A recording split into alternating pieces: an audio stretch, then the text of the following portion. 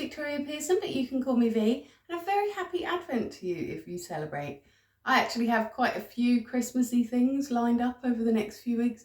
We're probably going to do some Christmas baking together, and I also want to show you what I got for my Twanta, my online Secret Santa, but I can't show you that one until after Christmas in case they see it. I don't want to ruin the surprise. And so over the next month or so, we're going to have a lot of Christmas themed content, but to be honest with you, right now, I do not feel festive. I cannot be bothered with it. I am tired.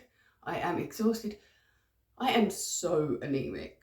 I didn't realise how anemic I was until I went to the doctors and they were like, yeah, you're pretty anemic. And so that's probably why I'm so exhausted, have such little energy, and why my injuries are struggling to heal as well. And so I'm not really feeling very festive. I can't be doing with it. But you've got to get it done, haven't you? Even though we are a witchy household, we do still celebrate Christmas because we have children. And if you have children and you don't celebrate Christmas, that's just mean, isn't it? And so although we do winter solstice as well, we do also do Christmas. We do all the Christmas decorations, Christmas trees, all that sort of business. And I realised today there isn't actually a law that says that you have to put all your Christmas decorations up in one day. I normally do half kill myself trying to decorate the entire house in one day. I always end up absolutely exhausted and feeling quite stressed by the end of it. And so I thought maybe I'll do it in stages this year. And I thought I will start this year by bringing a little bit of holly and greenery in from the outside, try and cheer me up a little bit and maybe put me in a more festive mood. Originally, this video was going to be me showing you how I make a Christmas wreath, but I just did that and I got very, very stressed out with it and got very, very cross with it. It was very, very difficult. And it came out looking rubbish. So I disassembled the whole thing, and instead I'm just going to stick some holly in a vase and we'll call that Christmas decorating. It's fine. It's kind of Christmas decorating, I suppose. I think I'll have to buy an actual wreath base to make my wreath this year because I seem to have lost the touch of just doing it with stuff that I've hacked out of my garden. Anyway.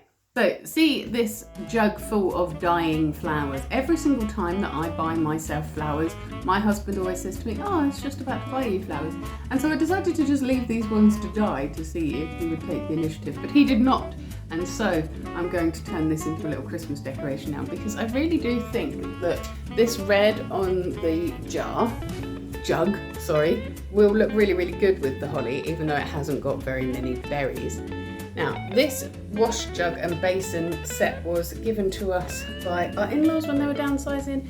It has been in my husband's family for quite some time. I absolutely love it. I think it's really, really beautiful, but not so much when it's looking like this. So let's sort that out.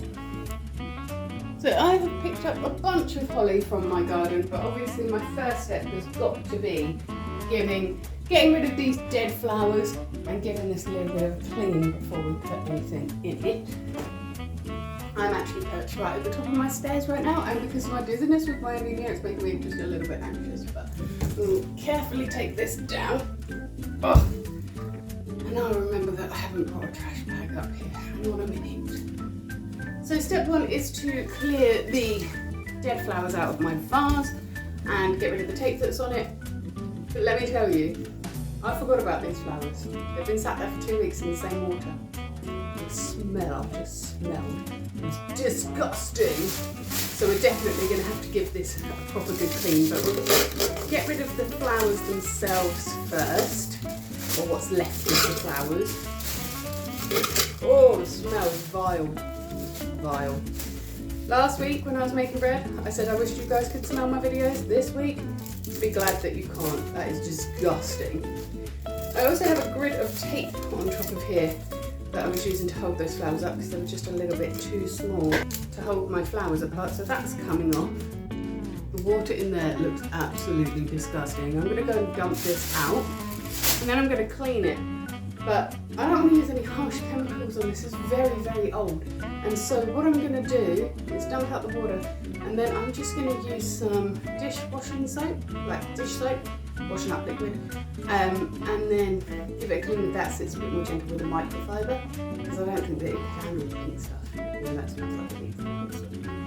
That was really manky. I've also got some dead petals in the bowl part, so I'm going to take those out as well. I can't remember if I showed you guys this set or not. It's so, so nice. I mean, look at that. Isn't that beautiful? And yeah, so I don't want to damage that, so I am just going to go over it with a microfiber and a little bit of washing up liquid in cool water. And I don't want to scrub it too hard. So I'm just giving a little wipe out. And this is actually a little bit tarnished over the years as well, so it's never going to come up perfectly clean, but it already looks a lot better. Ready. That's around there, and I'm going to make sure that I've turned this so that I've got my design at the front and my little chip that's in it at the very back. And then I'm going to start with the jug itself. Isn't that gorgeous? That really smells right now, so we are going to just pop some of that in there, I think. That is just washing up liquid and water. And then I'm just using a microfiber cloth to go in there and give it a colour.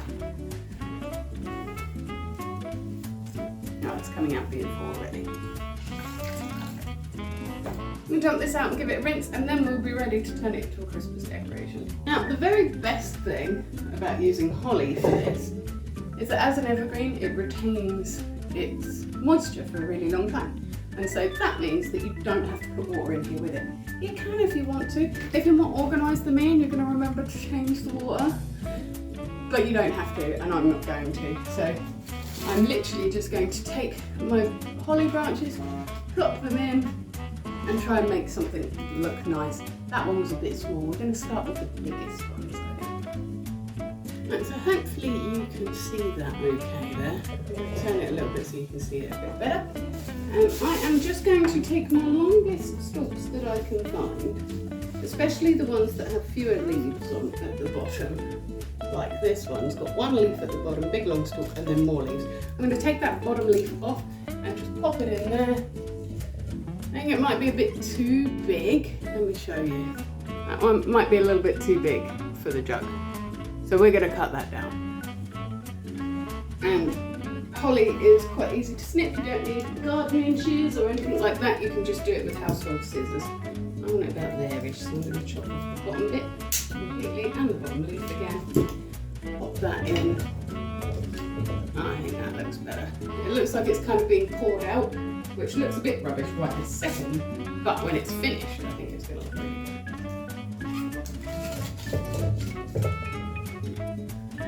I'm going to save any that have got berries on, which are very few of them, to be honest, because we have a lot of pigeons in our garden. They've had most of the berries already.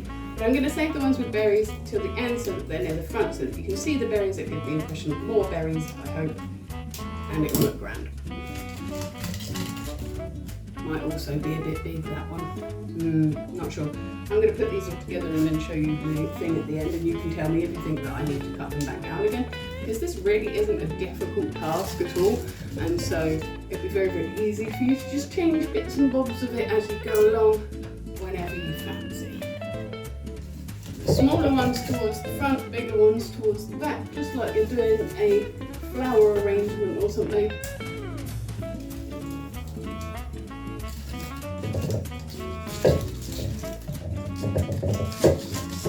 Oh, it's looking quite full up already. And I only had a few branches actually, but it looks very, very full, and I like that. Some to the front there too. Lovely. And like I said, we've got the ones with the berries right near the front. I've only got a couple with berries. Can you even see the berries on there? What can you can? There we go. Turn it so that you can a bit better.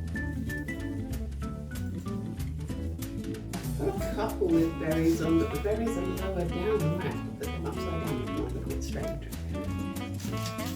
Longer ones near the back.